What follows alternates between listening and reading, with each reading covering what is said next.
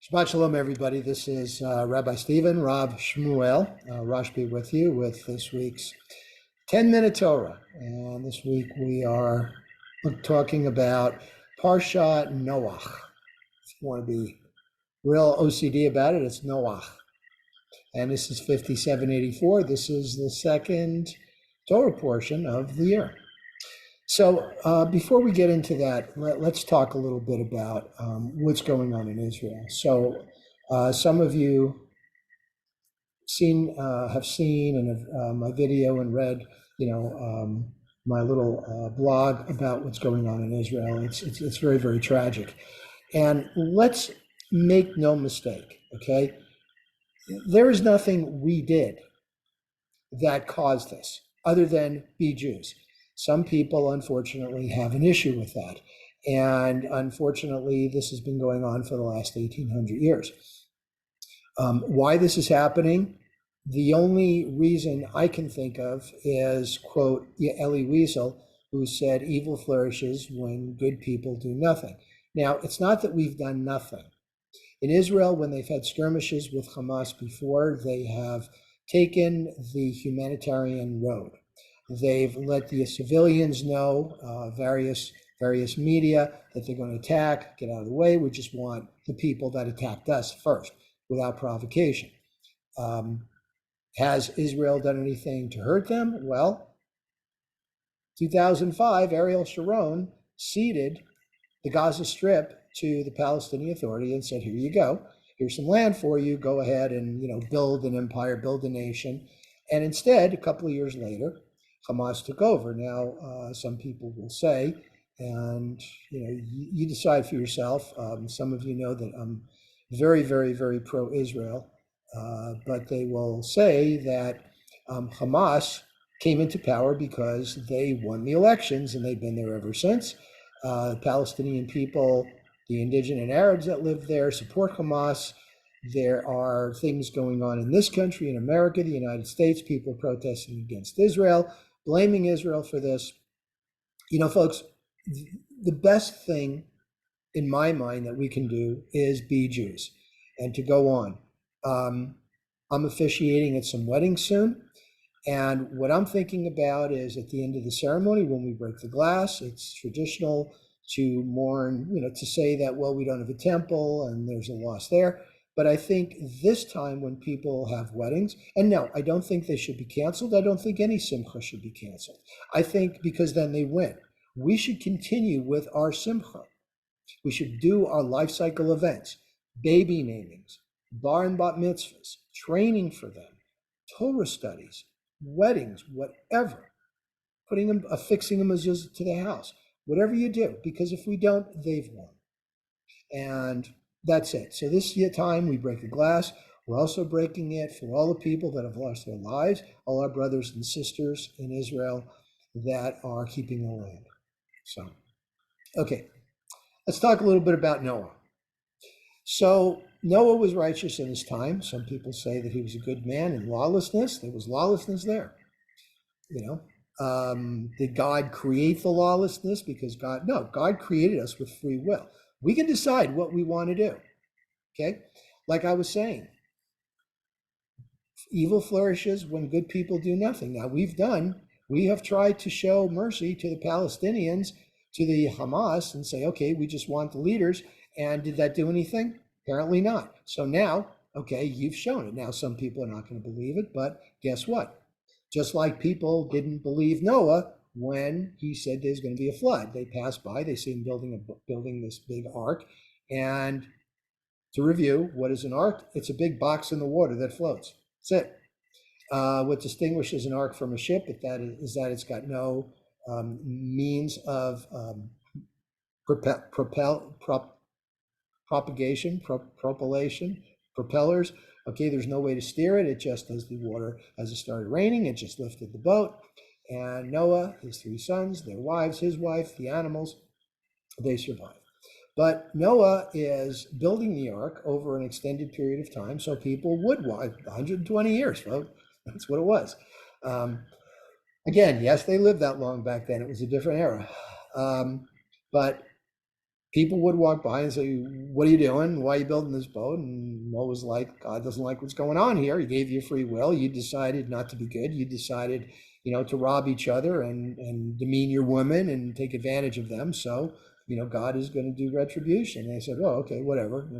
They didn't pay him no mind. So, but that's why it took Noah so long, so that people would indeed walk by and wonder, "What are you doing?" They didn't take heed. And even after Noah was done building the ark, there was 7 days of like a drizzle, to let people know, wow, I gotta look it up. I guess he really was telling the truth. Still didn't care.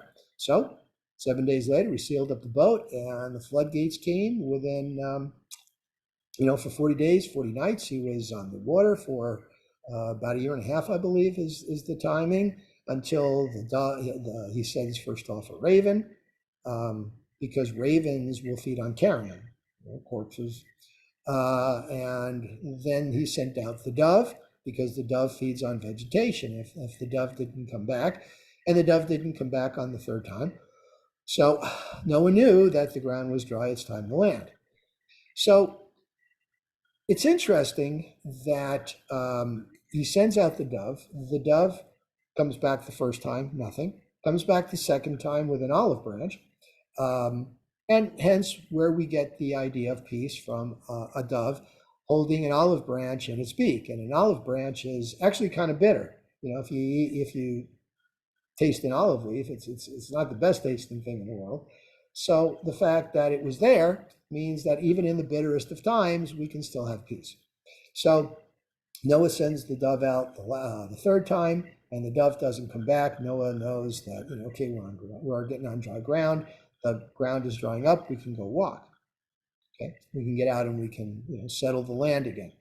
So it's interesting that certain numbers keep popping up in Judaism. One of them is the number 3. And this is the first time that we hear the number 3. And some people may say, well, Adam and Eve had 3 sons. Yeah, but Abel was killed before he could propagate. So, it was basically Cain, and Seth. So now we've got 3 times the dove came back. The third time the dove doesn't come back, lands, he's got the animals. So the big question is, he takes 2 of each kind so that the species can propagate and be fruitful and multiply and repopulate the planet. Noah's got his wife, he's got his 3 sons and their wives, so they can propagate and replenish that way. But he's got, instead of a pair of certain clean animals, he's got 7 pairs, so he can do offerings. Also, God's going to tell him, okay, now you can eat meat. Before that, people were vegetarians. So why was Abel a sheep herder? Abel a sheep herder for the wool, make clothes, right? They thought they were naked. Okay, so Noah, now they land, and let's talk about the clean animals versus, or the pure animals versus the impure. Well, a lot of people believe that this is a reference to what is going to become kosher. Because if you notice, there's no distinguishing between which animals were kosher or pure and which weren't. Now, it has been said that people like Adam and Eve, Seth, Noah, and to the patriarchs, they kind of knew Torah. They instinctively knew Torah. And what is Torah? Torah is not a book. Torah, rather, is God's teaching, God's law. And they just instinctively knew what God's will was, so they knew which were the clean animals. The clean animals were mostly domesticated animals, like cows, buffaloes, goats, sheep. Your animals of prey, like lions, tigers, and bears, were not domesticated animals. And if you look at the birds, when we get to kashrut, it says, which birds are kosher, which aren't. Well, the standing rule, even though it deems them, the standing rule is that birds of prey are not kosher, domesticated birds are. And I mean, think about this. Domesticated animals are a lot easy to herd and to have a flock because they don't attack you, they're not going to run away. They're domesticated, so they're easier to manage. So in a way, the whole idea of kashrut makes sense in that respect. So that was pretty much the story of Noah. And of course, he lands, and then there's, who his sons were. Ham was the father of the Canaanites.